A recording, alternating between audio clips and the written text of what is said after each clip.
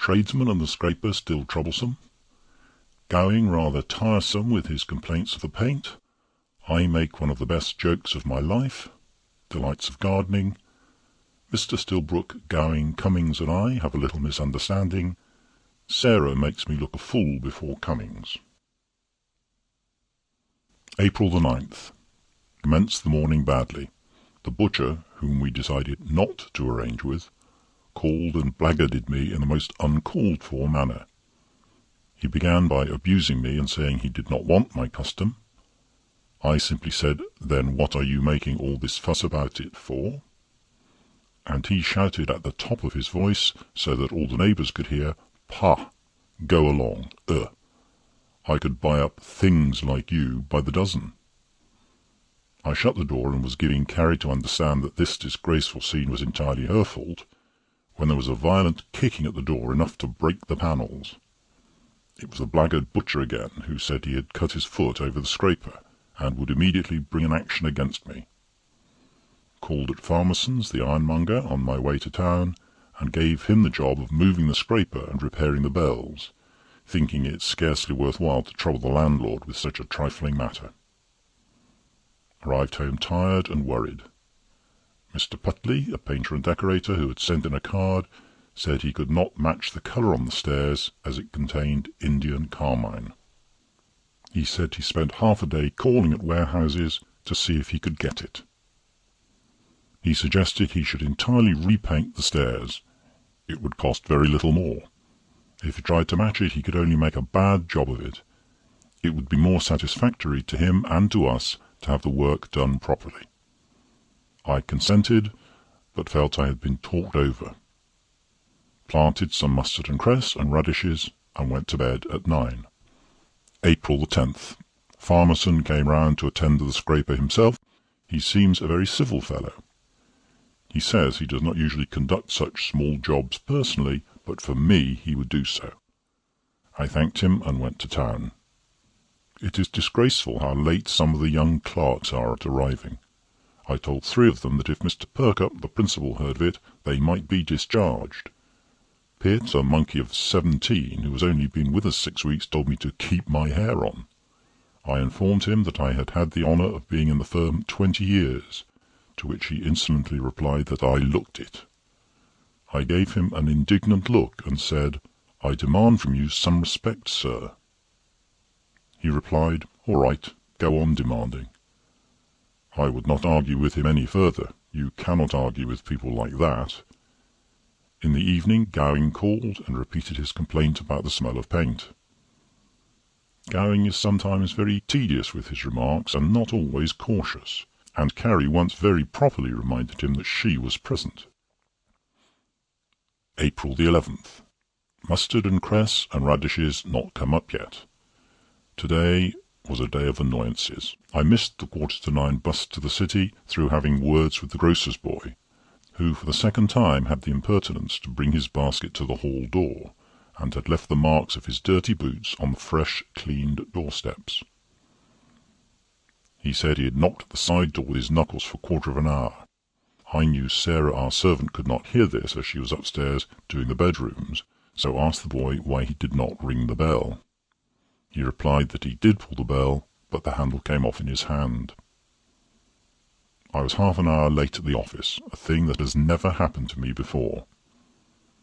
There has recently been much irregularity in the attendance of the clerks, and Mr. Perkup, our principal, unfortunately chose this very morning to pounce down upon us early.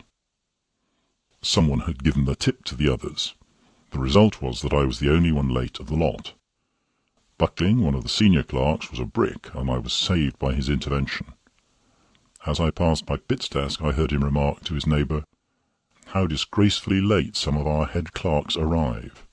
This was, of course, meant for me. I treated the observation with silence, simply giving him a look, which unfortunately had the effect of making both of the clerks laugh. Thought afterwards it would have been more dignified if I had pretended not to have heard him at all. Cummings called in the evening, and we played dominoes. April the 12th. Mustard and cress and radishes not come up yet. Left Farmerson repairing the scraper, but when I came home found 3 men working. I asked the meaning of it, and Farmerson said that in making a fresh hole he had penetrated the gas pipe. He said it was a most ridiculous place to put the gas pipe, and the man who did it evidently knew nothing about his business. I felt his excuse was no consolation for the expense I should be put to. In the evening, after tea, Gowing dropped in, and we had a smoke together in the breakfast parlour. Carrie joined us later, but did not stay long, saying the smoke was too much for her. It was also rather too much for me, for Gowing had given me what he called a green cigar, one that his friend Schumacher had just brought over from America. The cigar didn't look green, but I fancy I must have done so, for when I had smoked a little more than half I was obliged to retire on the pretext of telling Sarah to bring in the glasses. I took a walk round the garden 3 or 4 times, feeling the need for fresh air. On returning, Gowing noticed I was not smoking, offered me another cigar, which I politely declined. Gowing began his usual sniffing, so, anticipating him, I said, "You're not going to complain of the smell of paint again?" He said, "No, not this time, but I'll tell you what, I distinctly smell dry rot." I don't often make jokes, but I replied, "You're talking a lot of dry rot yourself." I could not help roaring at this, and Carrie said her sides quite ached with laughter. I never was so immensely tickled by anything I'd ever said before. I actually woke up twice during the night and laughed till the bed shook. April the 13th. An extraordinary coincidence. Carrie had called in a woman to make some chintz covers for our drawing-room chairs and sofa, to prevent the sun fading the green rep of the furniture. I saw the woman, and recognised her as a woman who used to work years ago for my old aunt at Clapham. It only shows how small the world is. April the 14th. Spent the whole of the afternoon in the garden, having this morning picked up at a bookstall for 5d a capital little book in good condition on gardening. I procured and sowed some half-hardy annuals in what I fancy will be a warm, sunny border. I thought of a joke and called out Carrie. Carrie came out rather testy, I thought. I said, "I've just discovered we have got a lodging-house." She replied, "How do you mean?" I said, "Look at the borders." Carrie said, "Is that all you wanted me for?" I said, "At any other time you would have laughed at my little pleasantry." Carrie said, "Certainly, at any other time, but not when I'm busy in the house." The stairs looked very nice. Gowing called and said the stairs looked all right, but it made the banisters look all wrong, and suggested a coat of paint on them also, which Carrie quite agreed with. I walked round to Putley, and fortunately he was out, so I had a good excuse to let the banisters slide. By the by, that's rather funny. April the 15th, Sunday. At 3 o'clock, Cummings and Gowing called for a good long walk over Hampstead and Finchley, and brought with them a friend named Stillbrook. We walked and chatted together, except Stillbrook, who was always a few yards behind us, staring at the ground and cutting at the grass with his stick.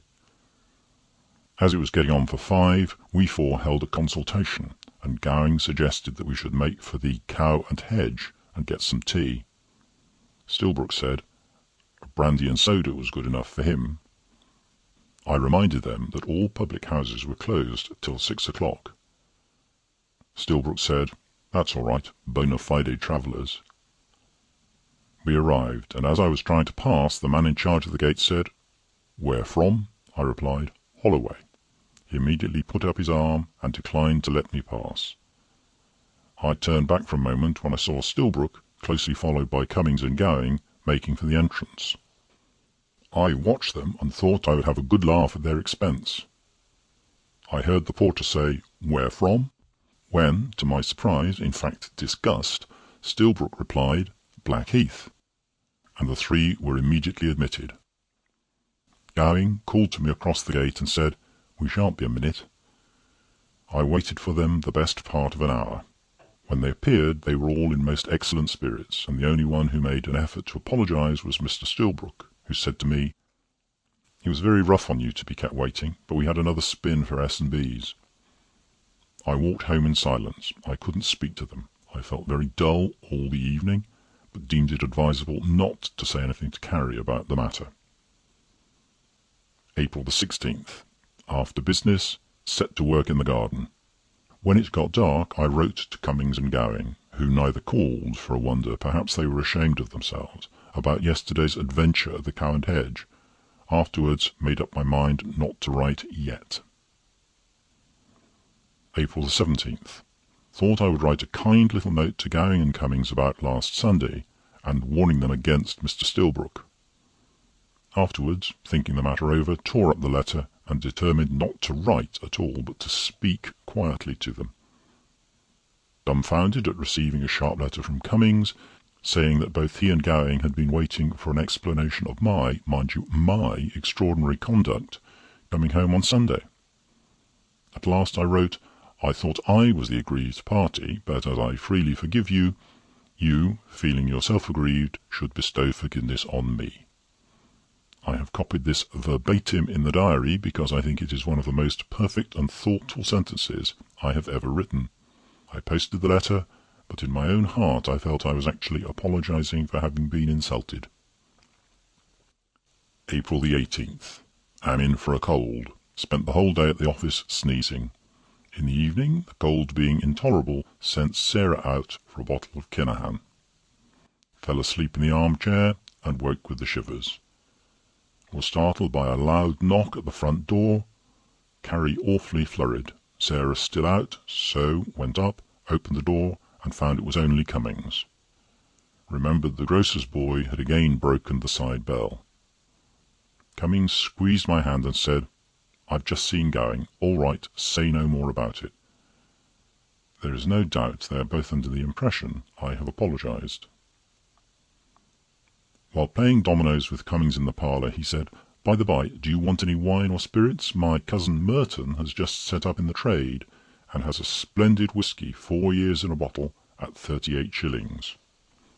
It is worth your while laying down a few dozen of it. I told him my cellars, which were very small, were full up. To my horror, at that very moment, Sarah entered the room, and putting a bottle of whisky wrapped in a dirty piece of newspaper on the table in front of us, said, Please, sir, the grocer says he ain't got no more Kinahan, but you'll find this very good at 2 and 6, with 2pence returned on the bottle. And please, did you want any more sherry, as he has some at 1 and 3, as dry as a nut. End of chapter.